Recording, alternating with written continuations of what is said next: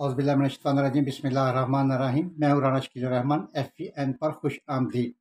नाज़रीन, मैं आज आपके साथ एक बड़ा खूबसूरत प्रोग्राम शेयर कर रहा हूँ जो कि ख़ुसूसी तौर पर वालिदैन के लिए है। क्यों?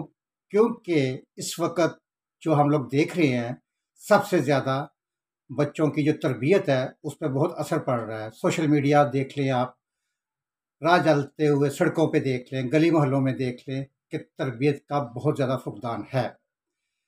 तालीम और तरबियत में जिस्म और रूह का तल्लक है कि जैसे जिस्म के साथ एक रूह का तल्लक होता है, इसी तरह तालीम और तरबियत में जिस्म और रूह का तल्लक है।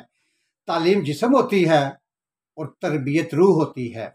दुनिया में जिस तरह रूह के बगैर जिस्म जिंदा नहीं रह सकता, बिल्कुल इसी तरह तरबियत के बगैर तालीम भी बेमानी है। हम अपने बच्चों को महंगी तालीम दिलवाते हैं।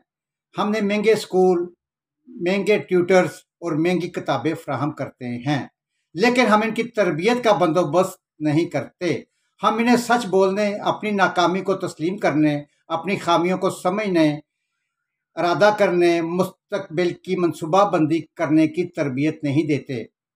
हम इन्हें आहिस्ता बोलने, दूसरों की राय का एहतराम करने, बर्दाश्त करने, फुटपाथ पर ना थूकने, मतलब जब आप फुटपाथ पर चलते हैं तो आपको अक्सर नजर आता है कि जगह जगह थूकते हैं।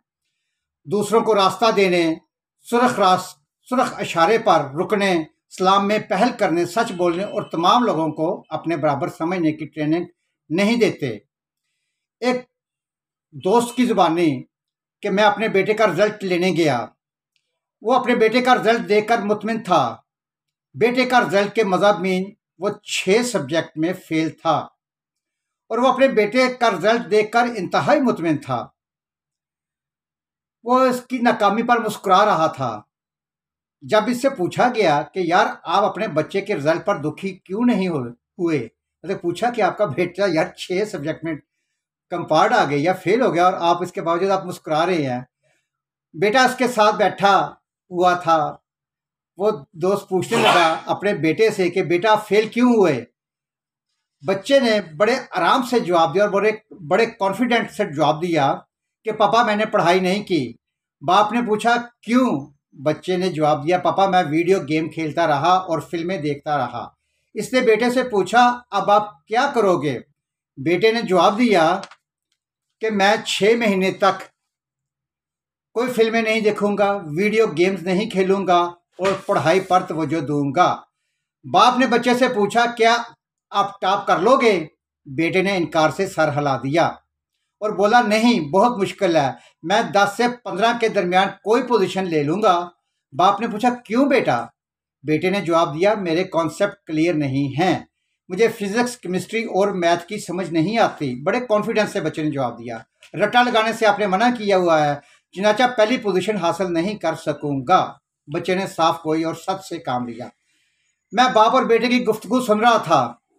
बाप बोला बच्चों को इस तरह ट्रेन, मतलब वो अपने आप के बारे में कह रहा था कि मैं बच्चों को इस तरह ट्रेन कर रहा हूँ, बेशक इनके नंबर्स कम आते हैं, ये फेल भी हो जाते हैं, लेकिन ये किसी के साथ बदतमीजी नहीं करते, ये किसी का हक नहीं मारते, ये किसी मजबूर और किसी माजूर का मजाक नहीं उड़ाते, ये चोरी नहीं करते, ये झूठ नहीं बोलते। वो रुका और फिर बोला मेरे बच्चे नंबर किसी भी वक्त ले लेंगे, मतलब किसी भी स्टेज पे ले लेंगे, वो किसी वक्त भी पढ़ना शुरू कर देंगे। और नाज़रीन हकीकत है कि आप किसी भी स्टेज पे जाके अपनी पढ़ाई, जहाँ पे आपकी पढ़ाई ख़त्म हुई, आप दोबारा एग्जाम्पल दे रहा हूँ कि आप मैट्रिक के बाद पढ़ाई ख़त्म कर दी किसी मजबूरी की वजह से, आप किसी भी स्टेज में जाके FA कर सकते हैं, BA ग्रेजुएशन कर सकते हैं।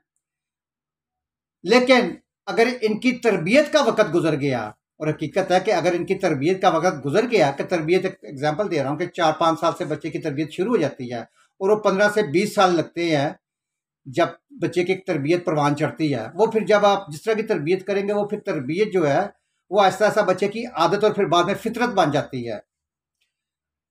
तो ये ज़िंदगी में कभी अच्छे इंसान नहीं बन सकते, ये हौसलामंद नहीं हो सकेंगे। आप सोचिए अगर इम्तिहान में टॉप करने वाला बच्चा बदतमीज हो मगर जालिम हो, वो इंसान को इंसान ना समझता हो, वो धोखेबाज और झूठा हो, तो आप इसे कितनी देर बर्दाश्त करेंगे? आप इसका कितनी देर एहतराम करेंगे? हम दूसरों को कामयाबियों का सर्टिफिकेट, अवार्ड और तगमों की वजह से पसंद नहीं करते, या नहीं पसंद करते हैं या नहीं पसंद करते। हम इन्हें इनके बिहेवियर की वजह से पसंद या नापसंद करते हैं, कि जिस तरह का उनका बिहेवियर होता है, उनके रवैये की वजह से हम उन्हें पसंद करते हैं या नापसंद करते हैं। दोस्त का कहना था कि आप टॉप करने के बाद बदतमीज हो जाएं तो इस कामयाबी का क्या फ़ायदा? ये बेईमानी होगी। तो नाजरीन, कोशिश कीजिएगा कि मेरे से कहीं पे कोई गलती कोताही हो गई हो तो मैं माजूद ख़्वाह हूँ, लेकिन कोशिश कीजिएगा कि तालीम से ज़्यादा, टॉप पोजीशन लेने से ज़्यादा, सबसे पहले बच्चों की तरबियत पे, जो बच्चों की तरबियत है उस पे आपने ज़्यादा कोशिश करनी है। बहुत शुक्रिया। अल्लाह हाफिज़।